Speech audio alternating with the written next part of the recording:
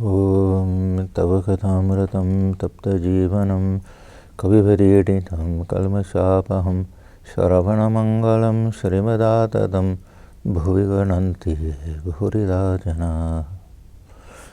Your words are like nectar, bringing life to scorched souls. They are praised by poets and remove all sin. They are auspicious to hear, wonderful and exalted. Those who spread these words throughout the world are truly giving souls. Welcome, everyone, to our class on the Gospel of Sri Ramakrishna. We're on Chapter 7, the Master and Vijay Goswami. This date that is given is Thursday, December 14th, 1882. And so it's still within the first year that the M has been coming. He came in the beginning of 1882. And Vijay Goswami, Vijay Krishna Goswami is there.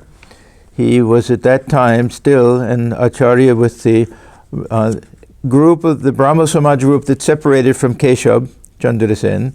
And he came with the Balaram M and a few other devotees. There are many of them there, but the conversation is almost, at least at this point, almost all between Sri Ramakrishna and Vijay Krishna Goswami. And this seems to be a very critical point in the life of Vijay, that at some time after this, and I don't know exactly when, Vijay will leave the Brahmo Samaj. He'll give up his job as acharya there, and he will give up his family and renounce the world and become a sannyasin. So the first section that we read a few weeks ago of this chapter, we see Thakur talking about intense renunciation, almost too much to bear, because he knows that this is the direction that Vijay Goswami's mind is going in, and he's trying to encourage him. Then we get a long section about the path of knowledge and the path of meditation and getting rid of the ego. Unless one can get rid of the ego, one cannot attain to the highest state of samadhi. So a lot of the conversation will turn on this one question that Vijay asked. We went through this last week, but I'll just reread the question. He says, if without destroying the I, a man cannot get rid of attachment to the world and consequently cannot experience samadhi, then it would be wise for him to follow the path of Brahmajnana to attain samadhi. That means jnana yoga. If the I persists in the path of devotion, then one should rather choose the path of knowledge. Then we had a long section of Thakur talking about the impossibility of getting rid of this sense of I, and in this Kali Yuga, the efficacy of the path of devotion. So this is where we're at now. We're at the bottom of page 171. And I'll just read Thakur's statement just before this. One can attain the knowledge of Brahman too by following the path of bhakti. God is all-powerful. He may give his devotee Brahmajnana also if he so wills, but the devotee generally doesn't seek the knowledge of the absolute. He would rather have the consciousness that God is the master and he the servant, or that God is the divine mother and he the child. Then we get Vijay. But those who discriminate according to the Vedanta philosophy and realize him in the end, don't they? So Vijay still, his mind is very unsettled. He doesn't know which path is really best for him. Thakur has an understanding about Vijay that he's really fit for the path of devotion. Not that he's unqualified for the path of knowledge, but he has a devotional nature. But somehow, Vijay, he's not quite sure what to do. We have to remember that for years he was fellow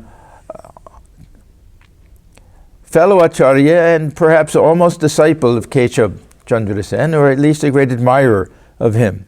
So all of the emphasis for all of those years was on what they called the path of knowledge. Thakur always thought the Brahmos were devotees of God, but they didn't care for the personal God and they weren't allowed to do a lot of devotional practices. So his mind has been trained in this other school, even though his heart seems to be on the side of devotion.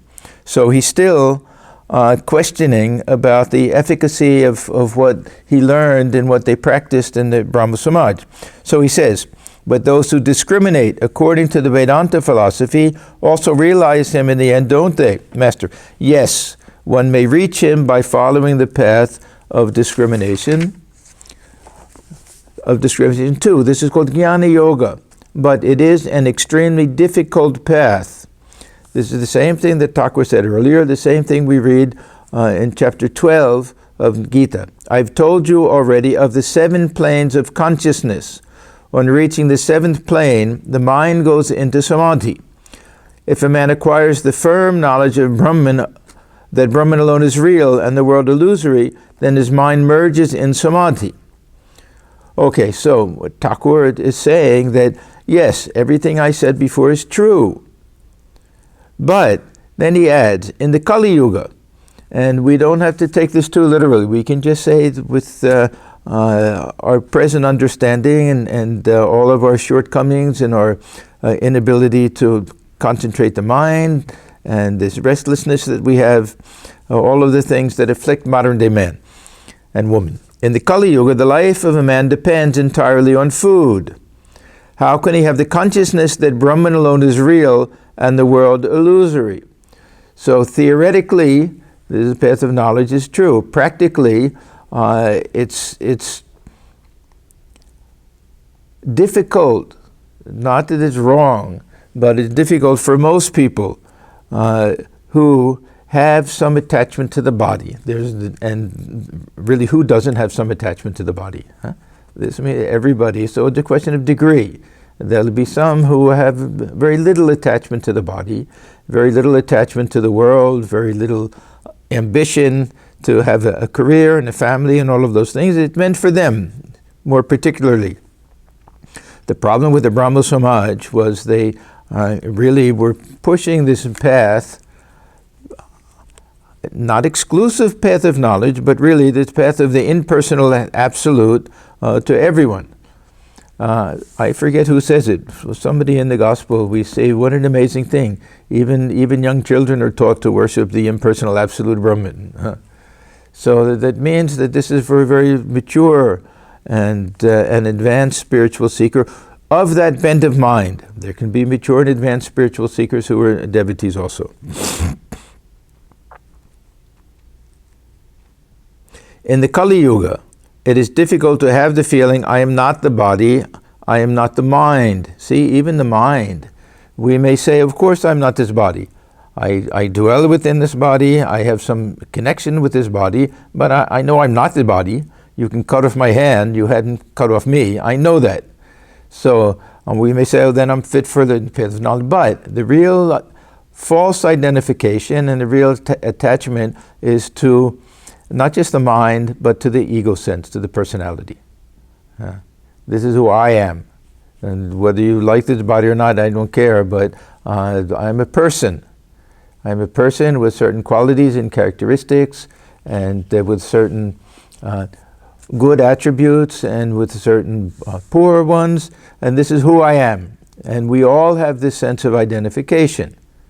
And it doesn't require strongly identifying with this physical body. We may not care about our appearance, but we don't want somebody to criticize our intelligence or our opinions.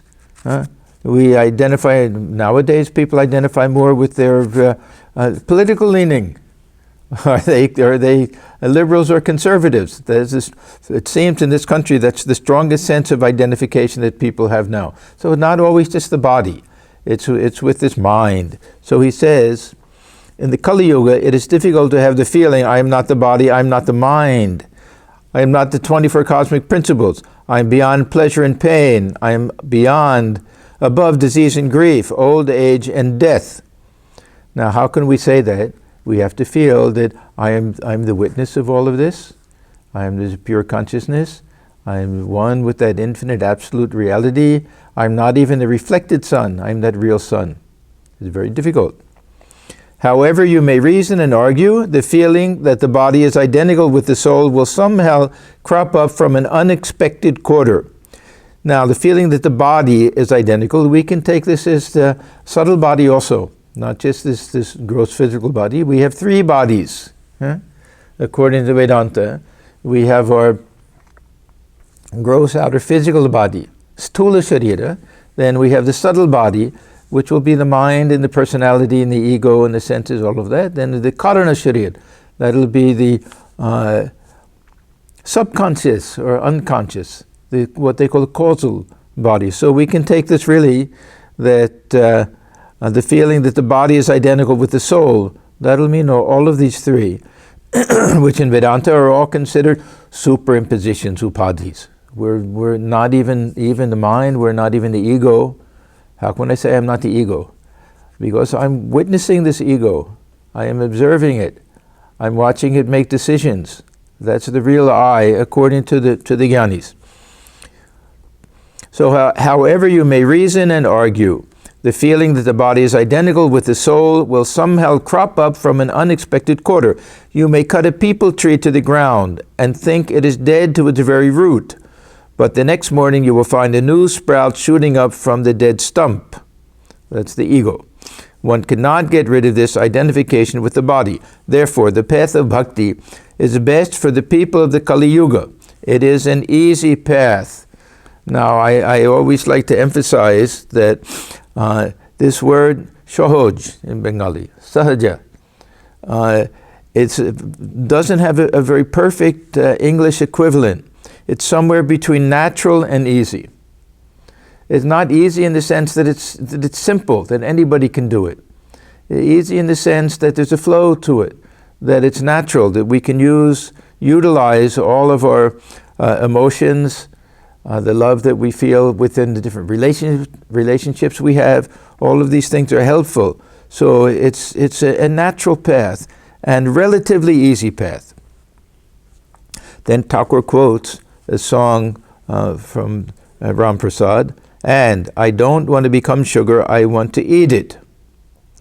Now this is the distinctive feature of Thakur's path of devotion.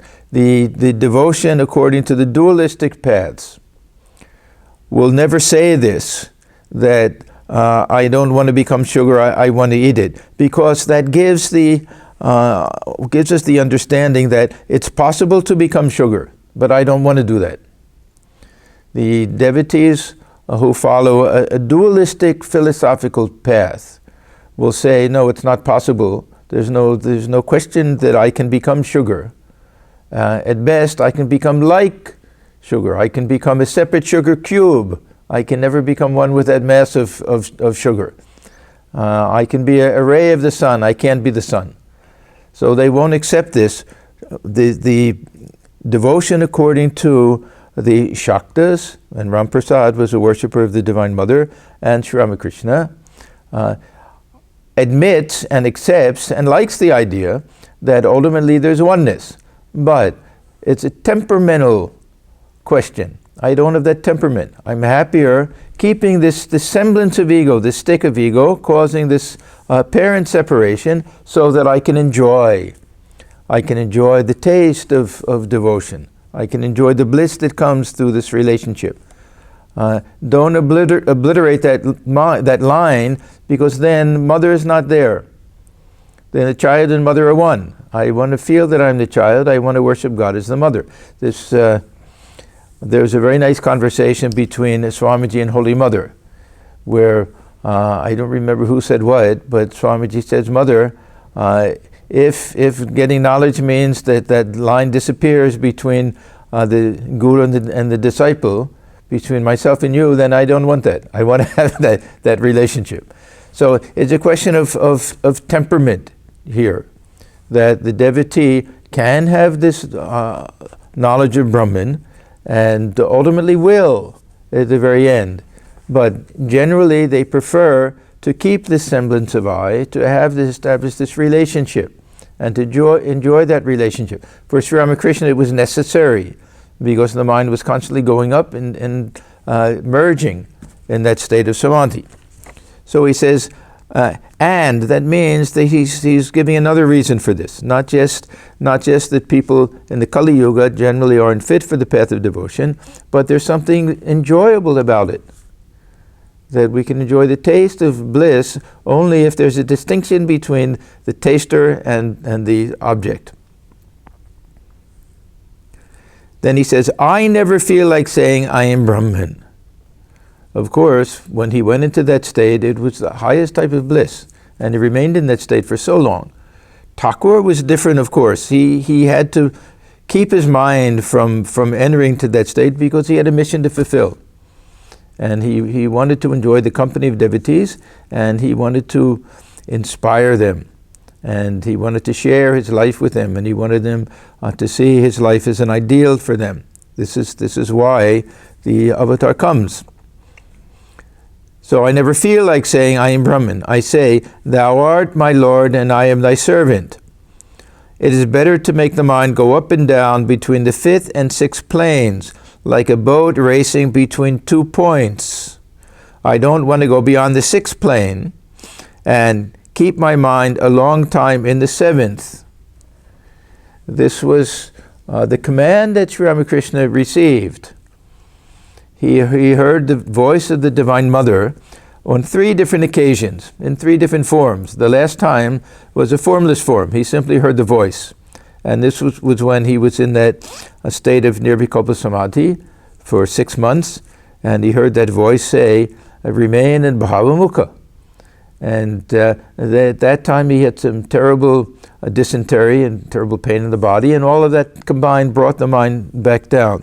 Then he understood Bhavamukha means this exactly what he says, to remain between these 2 lower planes and not merge. Now, remaining within 5th and 6th plane means that from there he looks up and he sees the infinite absolute reality.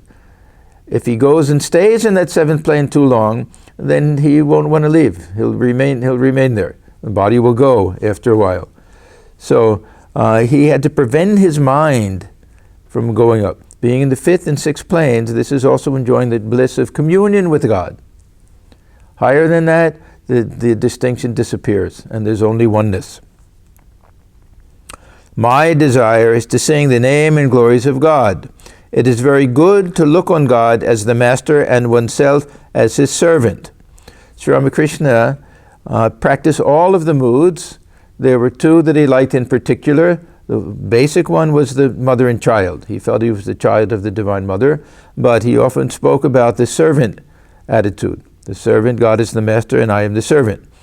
The Madhur Bhava, which he practiced, he also felt that not everyone is qualified for that. There are certain dangers to that, because it's a bit of a kind of erotic mysticism. Looking upon God as the lover in oneself, as the beloved in oneself, as the lover. So he didn't emphasize that as much, but he practiced all of them.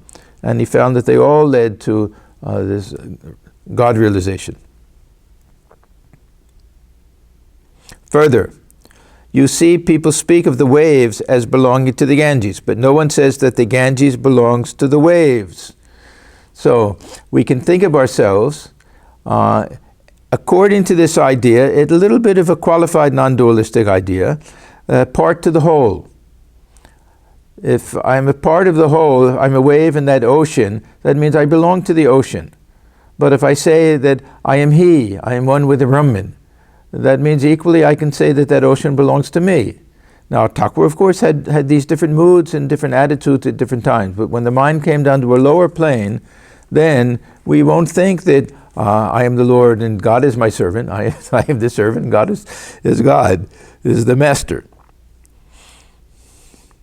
It's very interesting because I don't remember where, but one of these stotras, one of the hymns of Shankaracharya, uses the same illustration. So he also knew from the relative point of view, we belong to God. God belongs to us emotionally, but from a metaphysical point of view, like the wave is part of the ocean, we're part of God. Individual mind, part of that cosmic mind. Even this physical body, part of this cosmic body, this Virat.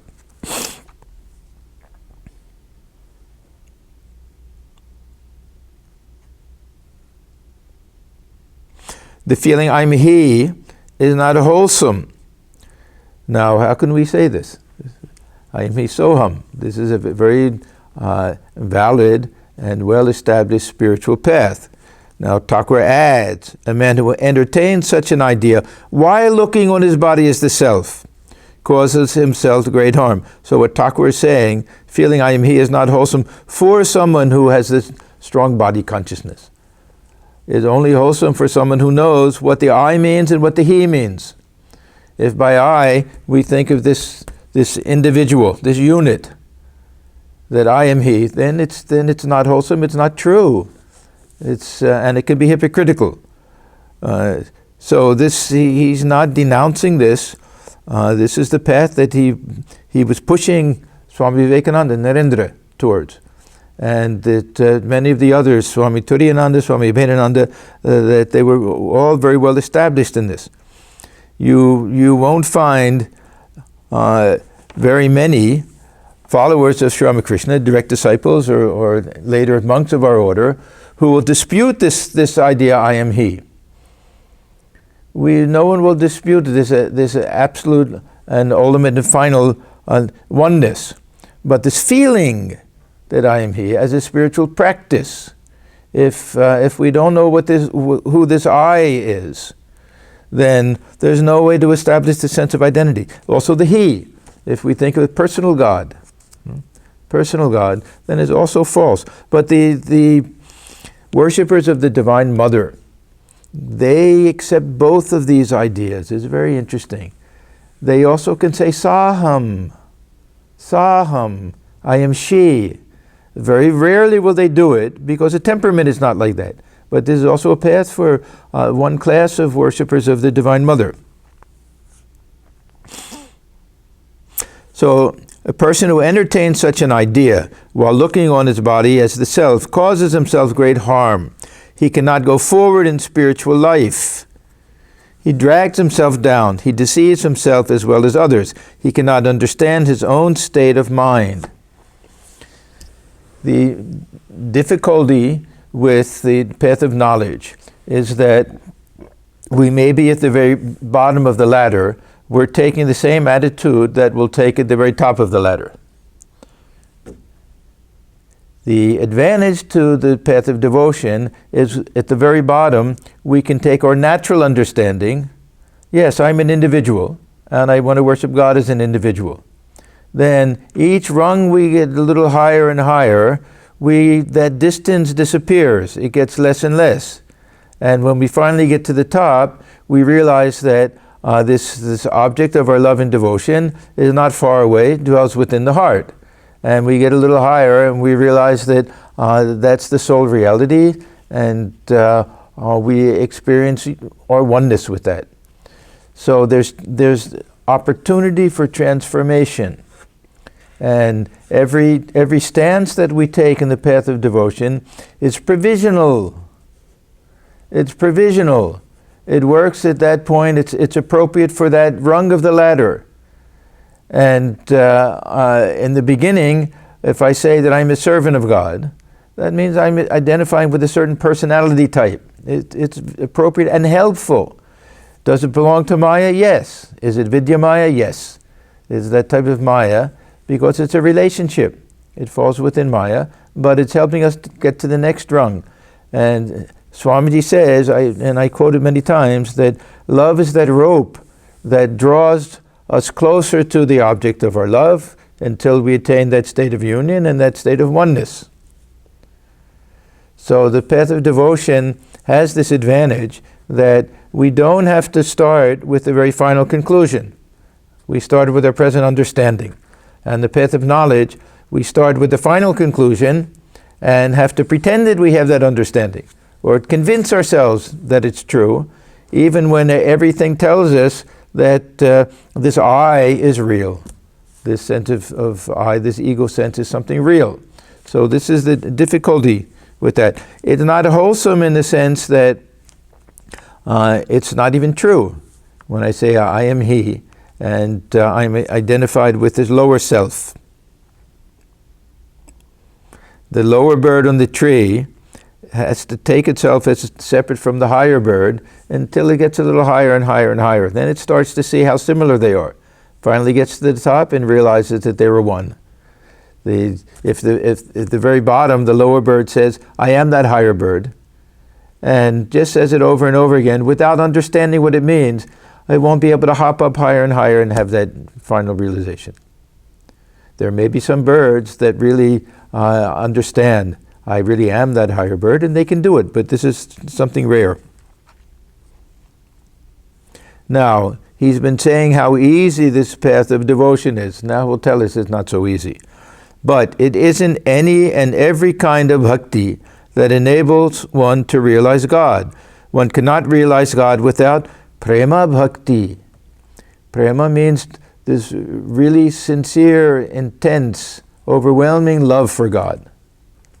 Bhakti is devotion. Bhakti, of course, is a very high state. If we can attain to devotion, it's a very high thing. But to get this anuraga, this passionate love for God, intense longing for God, this vyakulata, this feeling that this life isn't worth living without the realization of God. That's what's necessary. But the good thing about bhakti yoga is that the lower states, ordinary type of bhakti, if we practice it, will lead to this. This is why it's a gradual transformation that takes place. Another name for Prema bhakti is raga bhakti. This means with passion. That we talk about passion as the great enemy in spiritual life. We have to get rid of the passions. Lust, anger, greed, envy, jealousy, all of these things, we have to get rid of them. This is why this path of devotion is a shohoj. It's a natural path because we utilize the passions. And we have to be passionate. We actually have to be passionate about everything. And if we want to lead a good family life, have a good career, we have to be passionate about it. But not the type of passion that overwhelms us and leaves us in a state of bondage. So this raga bhakti is a passionate love for God.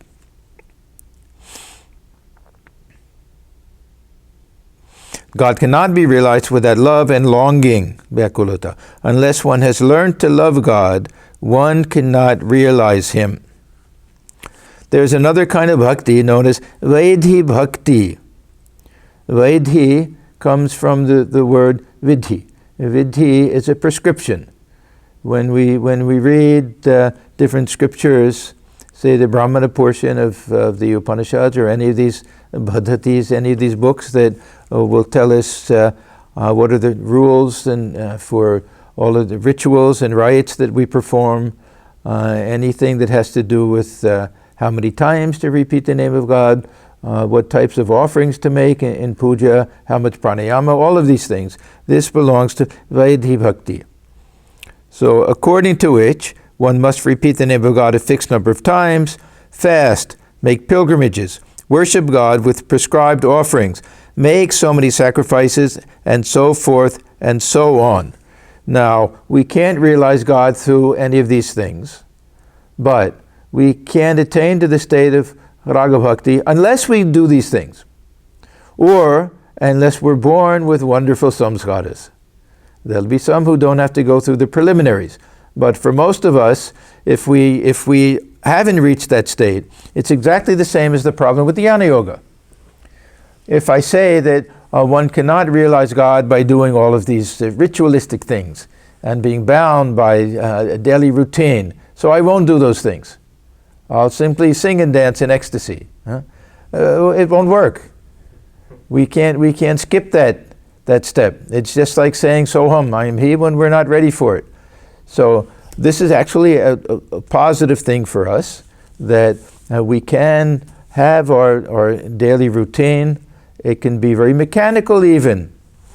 It should be done, of course, with feeling, but even if not, that we keep to that routine and we follow it strictly, and gradually devotion grows within us. And at some point, we switch over to this higher level. It's a case of a gradual change in quantity leading to a qualitative change. Just as you heat water, it gets hotter and hotter and hotter, then for some reason, at 100 degrees centigrade, 212 degrees Fahrenheit, right? 212? It turns into vapor. Huh? Why the difference between 98 and 99 doesn't change anything with the water, it's a little bit hotter, but 99 to 100, something happens. So the same thing here, something happens. And how do we know when we've reached it? We don't have to decide, we'll know. It takes place on its own. We don't make that decision. Yes, today I'm finished with vaidhi bhakti, I'll go to raga. This is anuraga bhakti.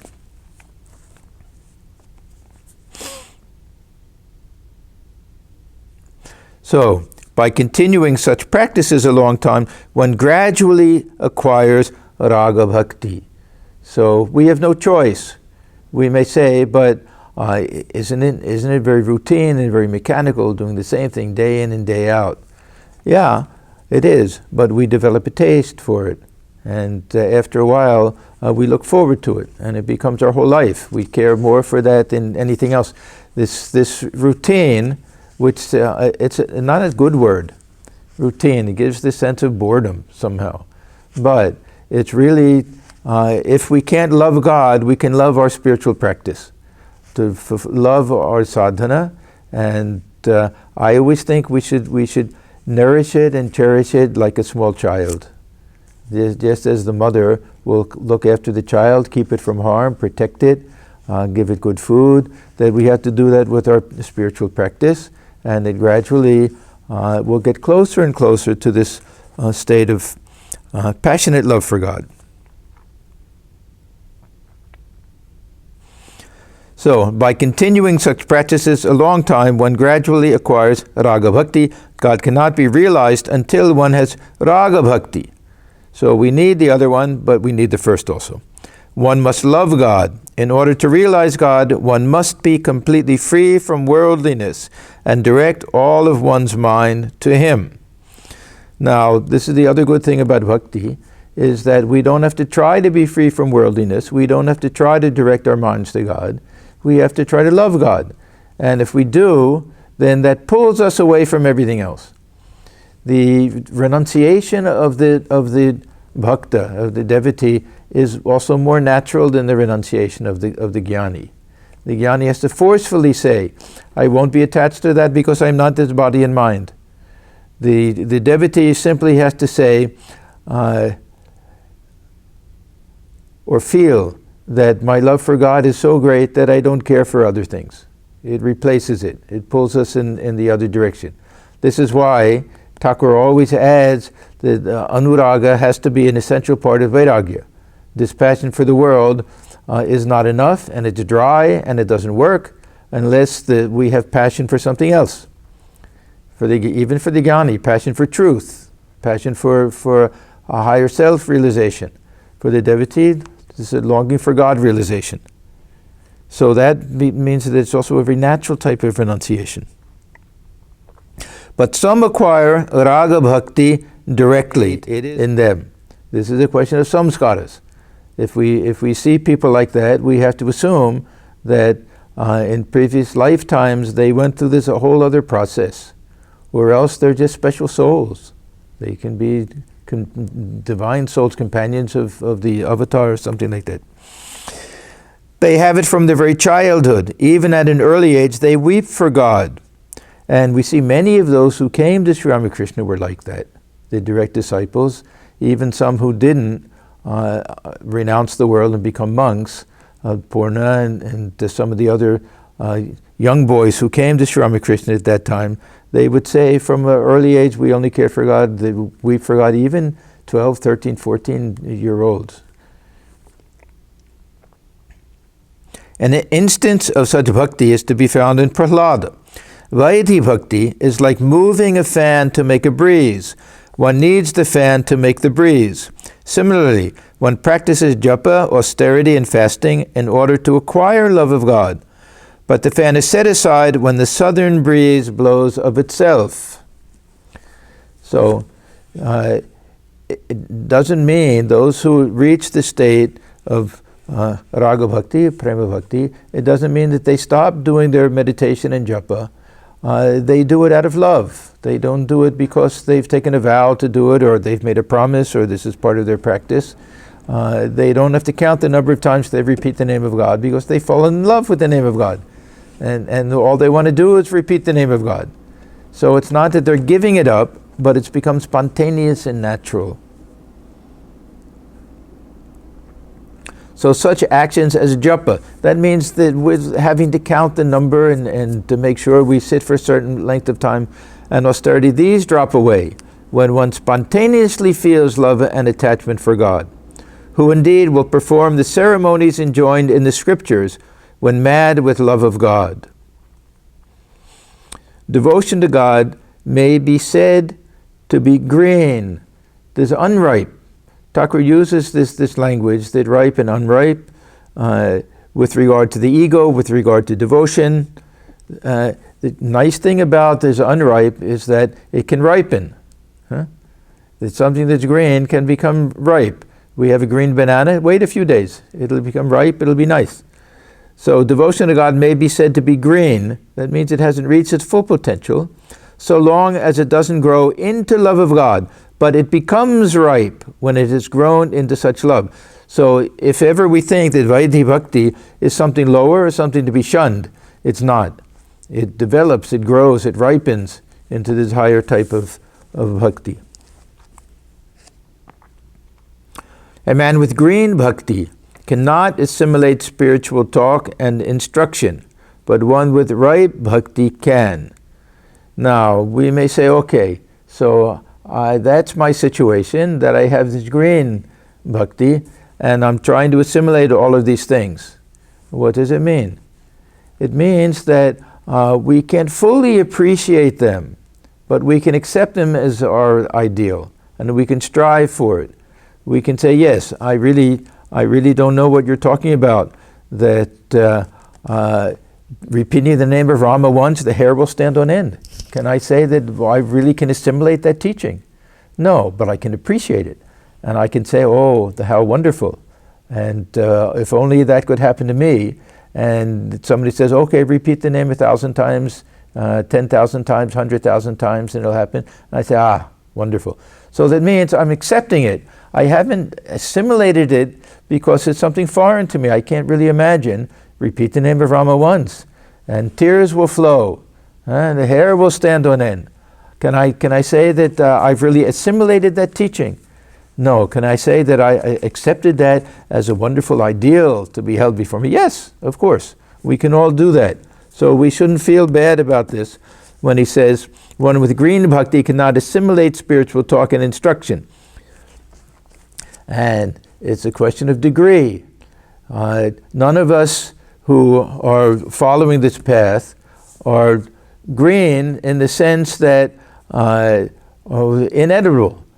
We're not fully ripened. So there's a big gray area. This is day by day riper and riper. That means that we can assimilate things better and better each day also.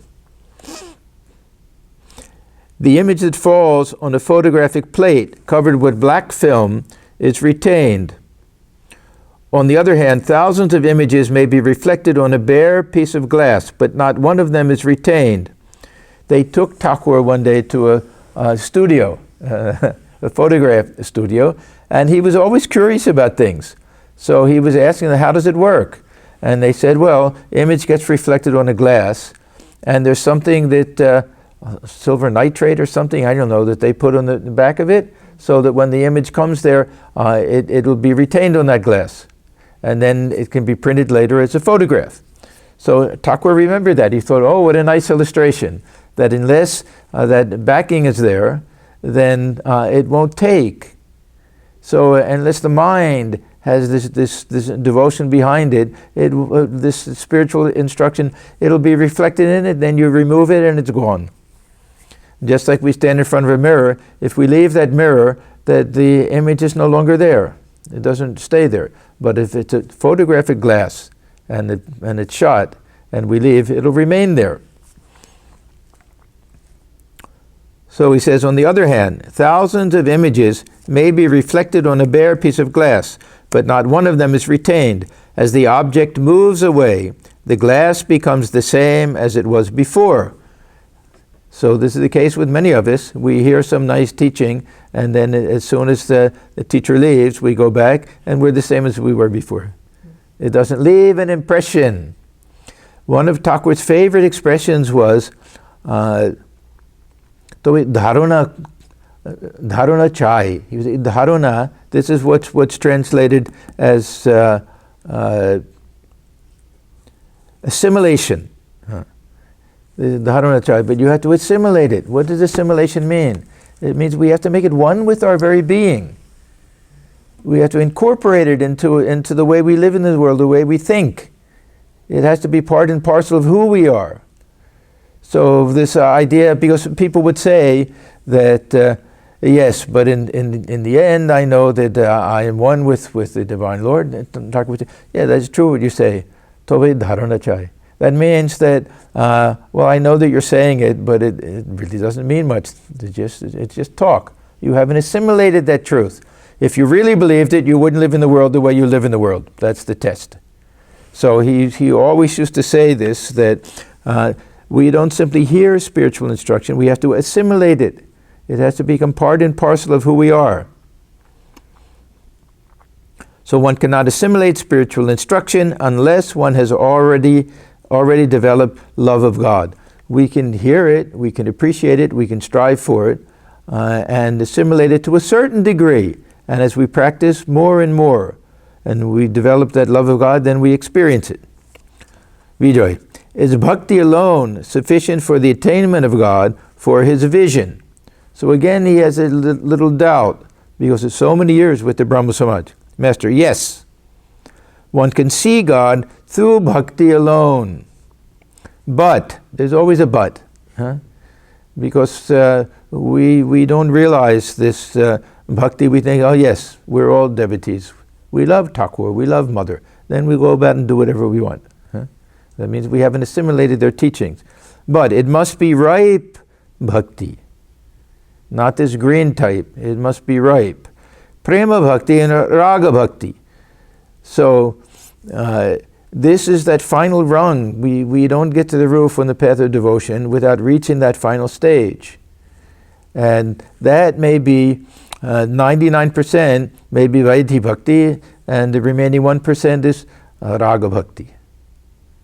So but again, the vaidhi bhakti has a big range within it. In the beginning, it may be just by rote we do everything. It doesn't mean too much. Then gradually taste develops. It gets riper and riper and riper, but there'll be a switch. We'll get to that fully ripened state, and then we can have that vision of God.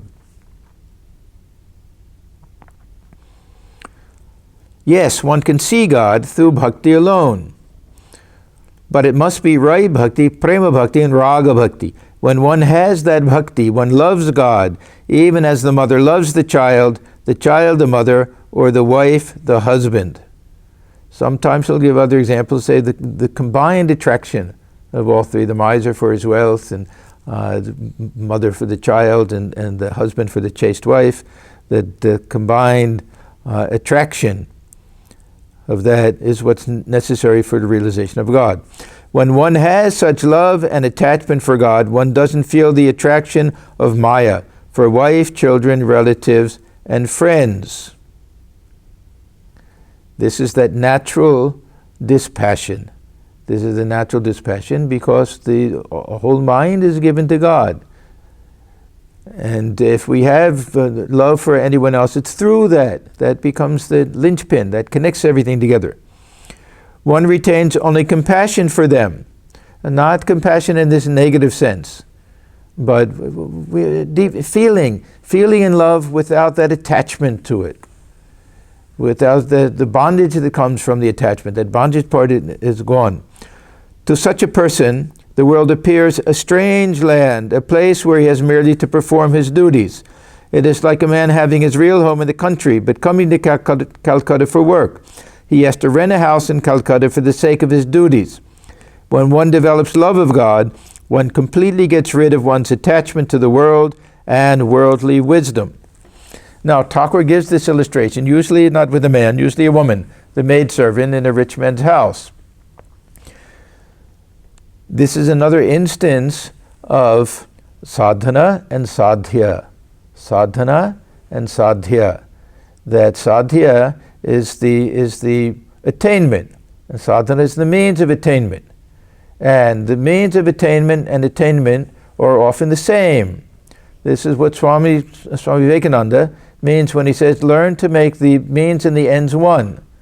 So if we want to realize that state where we're free from attachment to the world, then we practice that. This is why Thakur gives the illustration of the maidservant in the rich man's house as an attitude which we should practice. Here, he's saying that we won't fully realize it until the highest realization. But how do we realize it? By practicing it. Otherwise, we can't do it. If we simply wait until I have no attachment to the family or friends or anything like that, it won't happen. And how do we get rid of that attachment? By forging this other attachment. By telling ourselves. We have to tell ourselves, no, this isn't where I belong. This isn't my real home. I have my real home in the country. I'm living in this house as if it were my house. It's not really my house. This is a practice. We have to impress this idea on our minds. I always remember a statement that Swami Ashokanandaji made. He, of course, was the head of our San Francisco Center for many, many years. Somebody asked him, how does one learn to see God in others? And he said, by seeing God in others. Huh? Now somebody's saying, how do we reach the result? He's saying by taking that result and making that the means for that result. The means and the ends make it one. That means every time we see someone, we tell ourselves that God is dwelling within. Huh? We remind ourselves, we tell ourselves, we force ourselves to think that way. We impress that idea in our minds. This is what nowadays goes under the name of affirmation. We practice this idea of affirmations. We affirm something that we haven't yet realized is true, but intellectually we understand is true. So it's the same thing here, that we shouldn't feel when Thakur says that we can't get rid of attachment to the world unless we develop this intense love for God. We can at least try to get rid of it, and that will help us get that intense love for God, and that will completely get rid of it. This is the way it works. Otherwise, we're stuck. Huh? We can't make progress. So little by little, we may feel that we're trapped, but there's always a little wiggle room. When we were kids, there was something called, I forget what they call it. It was Chinese handcuffs or something like that.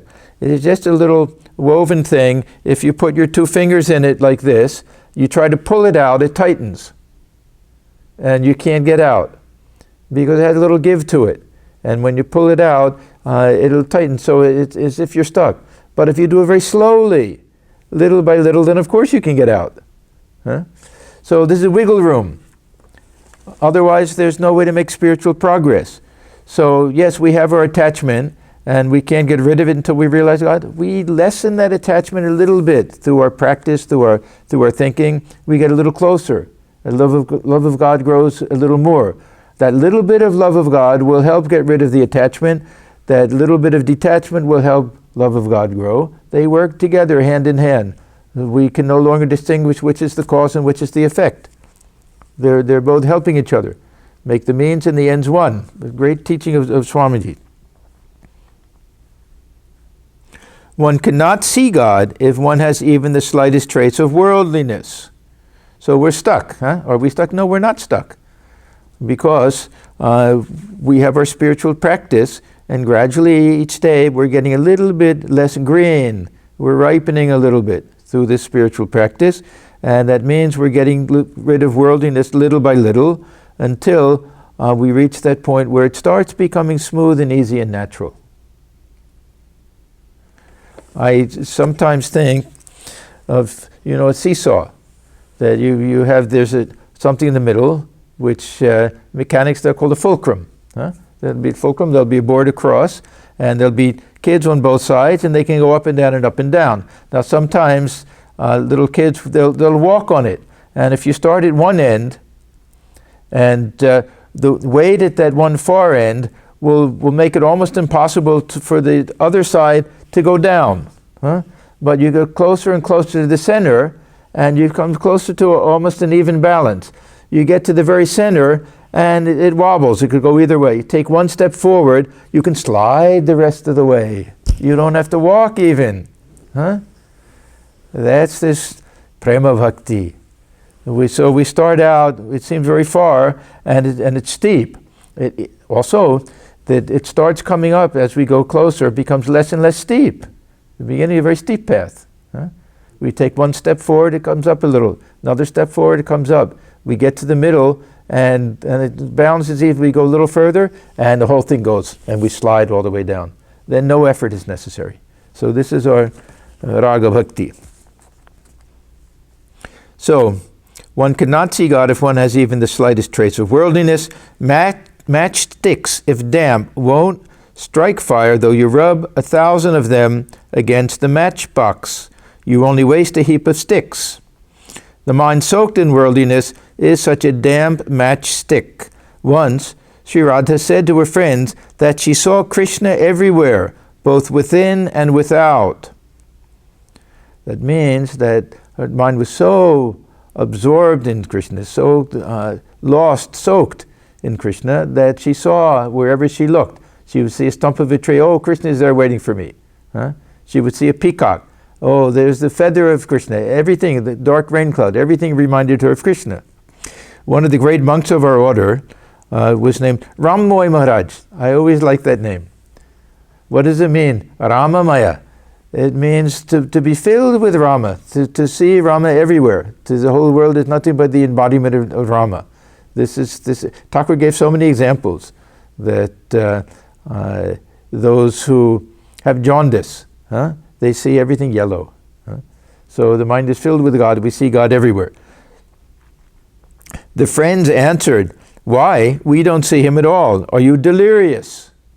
So some type of hallucination or something. Radha said, friends, paint your eyes with the collyrium of divine love, and then you will see him. Is collyrium, the little black lines that they put on the inside of the eyes for kids and sometimes others, that it's supposed to cleanse the vision, that it'll make the eyes tear and you'll be able to see clearly.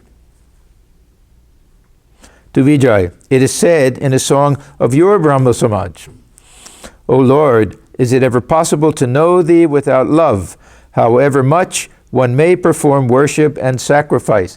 Now, many of these songs were written by this Tarayalukya Sanyal. I don't know if he wrote this one, but this idea of this passionate love for God, most of these came after Keshav started coming to Sri Ramakrishna. This was a gift that Thakur made to them. He gave them this gift of kind of passionate love for God, and this idea of calling on God as mother. Vijay, how can one see God? Now you remember that many of these are similar to the questions that M asked at his early meeting with Sri Ramakrishna. Master, one cannot see God without purity of heart. So this is more or less saying that this is the absolute requirement. If we have purity of heart, then it's possible. Does that mean that automatically we see God? Maybe. Maybe not. Maybe that means that now it's open to us, that we have to maybe just travel a small. Maybe that means that the sun is just starting to come up, but it'll automatically come up. Through attachment to lust and gold, the mind has become stained, covered with dirt, as it were. A magnet cannot attract a needle if the needle is covered with mud. Wash away the mud, and the magnet will draw it. Likewise, the dirt of the mind can be washed away with the tears of our eyes. This stain is removed if one sheds tears of repentance and says, "O God, I shall never again do such a thing." Usually Thakur says tears of love. This is a little unusual, this tears of repentance. Usually this is tears out of love of God or longing to realize God, or feeling of sadness and agony at not having realized God, that this will purify the heart. Now, what do we do if we're not anywhere close to shedding tears? We have to practice these moral and ethical teachings, that's all. That we may say there's no hope for us. We have our shamadhamma and all of our other things. There's yamas and niyamas. And we know what it means to lead a pure life and to try to avoid temptation and excess and all things like that. We have to practice those things, and gradually this love of God will grow. Thereupon God, who is like the magnet, draws to himself the mind, which is like the needle. Then the devotee goes into samadhi and obtains the vision of God. So this samadhi is not just for the path of jnana yoga or raja yoga, for the devotees, for the yogis and for the jnanis. The path of samadhi, the goal of samadhi means getting to the roof. It means feeling this oneness. Now for the devotee, more often than not, it'll be the bhava samadhi. There'll be some experience that I'm having the vision of God, and maybe even some actual visions, seeing God in different forms. You may try thousands of times, but nothing can be achieved without God's grace. Okay, now a new idea. Now, God's grace and reaching the stage of spontaneity are really one and the same. Because when we reach this, what he calls raga bhakti or prema bhakti, that means that everything is spontaneous. We're not making any effort, and we can't make any effort. We may not even find the sense of I. Then we're just pulled. We're getting close enough to the magnet that we don't do anything, we get pulled in. So this is grace. This is another way of explaining grace. That through effort we get close enough so that the rest of it gets pulled. We climb all the way up to the center of the seesaw, and grace means that just our weight on the other side will make it go down and we'll go through. Thakur gives so many examples that someone's cutting a tree, and what do? They'll cut through just over halfway so that the weight of the tree itself will make it fall. That's also grace. Grace doesn't mean that God will come down and light will shine down and strike someone in the heart and they'll fall down. We have this idea of grace also, but this is a kind of Vedantic idea of grace.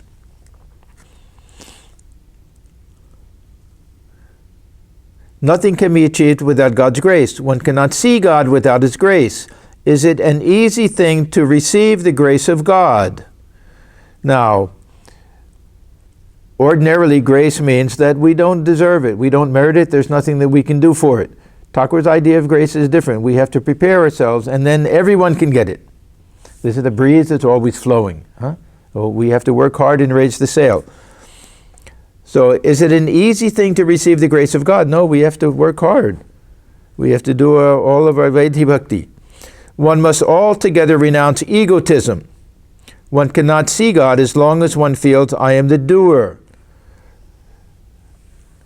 But in the beginning, we have to feel that I am the doer. I am a child of God, I am a servant of God. The servant has to feel that, yes, I am the one who has to do it. I have to do it for the master. So this feeling of I was very strong. But it's this ripe I, or at least we're trying to feel it's not the ripe I that one gets after realization, it's the ripe I that leads to realization. Again, means and ends. Suppose, in a family, a man has taken charge of the storeroom. Then if someone asks the master, Sir, will you yourself kindly give me something from the storeroom? The master says to him, there is already someone in the storeroom. What can I do there? So this ego is still within the heart. There's no room for God to enter. Now, we say, well, God is already there. Well, that's true. God is already there, but covered over. We have to remove this ego in order for God to manifest fully there. God doesn't easily appear in the heart of a man who feels himself to be his own master. So this is the pride. It's really the prideful ego. But God can be seen the moment His grace descends. He is the sun of knowledge. One single ray of His has illumined the world with the light of knowledge. That is how we are able to see one another and acquire varied knowledge. One can see God only if he turns his light towards his own face. This is leading up to an illustration. The police sergeant goes his rounds in the dark of night with a lantern in his hand. This is the type of lantern, there's a footnote, carried by night watch, which has dark glass on 3 sides, so that the light will only go forward. No one sees his face, because that's not illumined, only directly ahead is illumined. Sees his face with the help of that light. But with the help of that light, the sergeant sees everybody's face, and others too can see one another. If you want to see the sergeant, however, you must pray to him, "Sir, please turn the light on your own face. Let me see you." In the same way, one must pray to God, "O Lord, be gracious and turn the light of knowledge on thyself, that I may see thy face." We don't have this realization until this ego disappears. If the ego disappears, then the only thing that can bring about realization is grace. The spontaneous, the very nature of God is grace. This is why Thakur has so many illustrations of bringing water to the field. It's the very nature of water to want to infill. Brahman is trying to enter into the heart. We have to remove that ego, then automatically it comes in. This is grace. A house without light indicates poverty, so one must light the lamp of knowledge in one's heart, as it is said in a song, "Lighting the lamp of knowledge in the chamber of your heart, behold the face of the mother, Brahman's embodiment." As Vijay had brought medicine with him, the master asked the devotee to give him some water. He was indeed a fountain of infinite compassion. He had arranged for Vijay's boat fare, since the latter was too poor to pay it. Vijay, Balaram M. and the other devotees left for Calcutta in a country boat. And this is the end of that day. The chapter continues, the Master and Vijay. I don't know if he spends the night there or not, but anyhow, we'll continue, but it will be January 1st.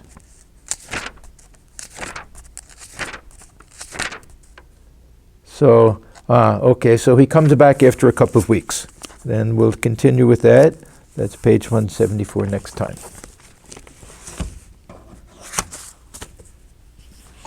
Om Niranjanam Nityamanandarupam Bhaktanugham Bhadhudavikraham Ishavataram Parameshamhedyam Tam Ramakrishnam Shirasa Namamaha.